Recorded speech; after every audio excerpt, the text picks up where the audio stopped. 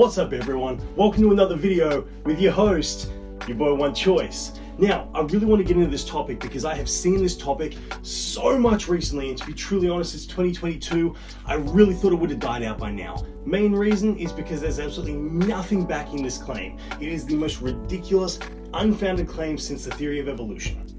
Yeah, that's right, I said it. Meet me in the DMs. So, let's get into this. I opened up a video on Instagram today and I saw one of my favorite rappers, Bizzle, who is a Christian rapper, telling us that we need to get into the Bible because the people who didn't get into the Bible were lynching black people. Now, let's delve into this for a second. Firstly, it was not just white people owning black slaves and killing them for fun, and it was not entirely black people who were slaves.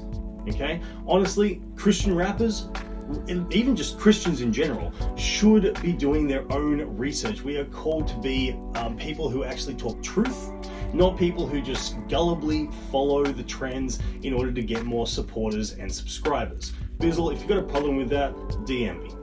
Alright, now let's really get into this. Let's talk about the first slaves in recorded history. This was in Mesopotamia, and that was in approximately 4000 BC. Now, given the fact that the first African slaves went to America in 1619 AD, a standard calculation would show that it's been approximately 5,600 years between the very first slave and the very first slave in America. 5,500 years. Given the fact that the Earth is approximately 6,000 years old, that means roughly, black slaves weren't the first slaves. You can tell that by the word slave, which actually comes from the word Slav, which is people from Eastern Europe. And who are from Eastern Europe? That's right, white people. Now let's look at Australian history. The first fleet came to Australia in 1788. What came with the first fleet? About 170,000 slaves. Now, they were called convicts because they were prisoners, but you know what? They got put in slave camps and they got put into hard labor, and oh yeah, that's right. That's exactly what happened in America. So I guess that makes them slaves. Now there were 170,000 of them back in 1788. In 2022, there are 800,000 Aboriginals in Australia, making up about 3.3% of the population.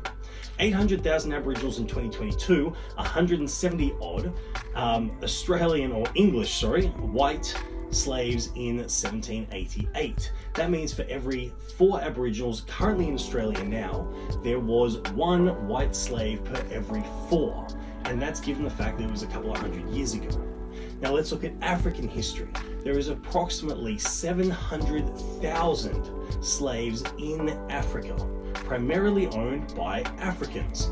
A lot of Africans are, I believe, black, which means that there are still black slave owners to this day. There are also white people who are slaves in Africa because there is slave trade all around the world, and so much of it goes from other countries into Africa. Now the sad thing is that this has been happening for, as I said, about 5.5 centuries. And it's going to continue happening because the people who are trying to make a difference now are simply blaming the people who abolished slavery for slavery. The people who actually got rid of slavery within their lifetime are now being blamed, and their descendants who had nothing to do with slavery are being blamed for something that is literally older than the term AD. Let that sink in for a second.